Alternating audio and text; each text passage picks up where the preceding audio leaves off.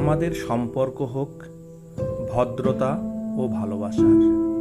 আজকে এমনই কতগুলি ভদ্রতা ও ভালোবাসার সম্পর্ক নিয়ে কথা বলবো। কারোর সাথে ধাক্কা লাগলে সরিটা আপনি আগে বলে দিয়েছেন, মানে আপনি জিতে গেছেন। কোথাও কোনো ভুল করেছেন, কোনো অহংকার না রেখে দ্রুত ক্ষমা চেয়ে নিয়েছেন, মানে আপনি জিতে গেছেন।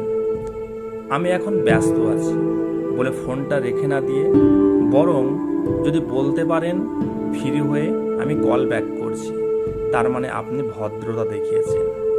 একই কাজ একটু ভিন্নভাবে করলেই সেটা সুন্দর হয়ে যায়, পরিস্থিতিও বদলে যায়।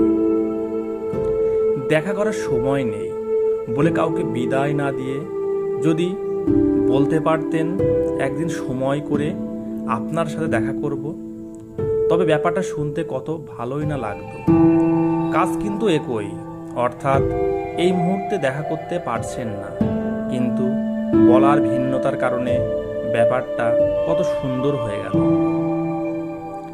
ধরুন কেউ আপনার কাছে এমন কিছু একটা সাহায্য চাইলো যেটা দেওয়ার সামর্থ্য আপনার নেই। কি বলবেন তাকে? আমি সাহায্য করতে পারবো না। এইভাবে বললে তিনি কষ্ট পাবেন। ব্যাপারটা এইভাবেও বলা যায়, আপনাকে এই ব্যাপারে সাহায্য করতে পারলে আমার ভালো লাগতো। তার মানে তিনি বুঝে নেবেন আপনি সাহায্য করার ইচ্ছা আছে কিন্তু করতে পারছেন না এবং তার জন্য দুঃখ প্রকাশ করেছেন। একই বিষয় শুধু বলার ভিন্নতার কারণে কত সুন্দর হয়ে ওঠে। ধার নেওয়া জিনিস সময় মতো ফেরত দেওয়াটা ব্যক্তিত্ব। যদি ফেরত সময় মতো দেওয়া না যায়, তবে অন্তত ওই দিন ফোন করে সরি বলাটা ভদ্রতা।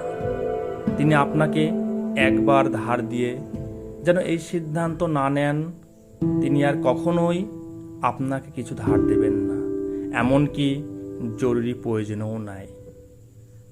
ধন্যবাদ।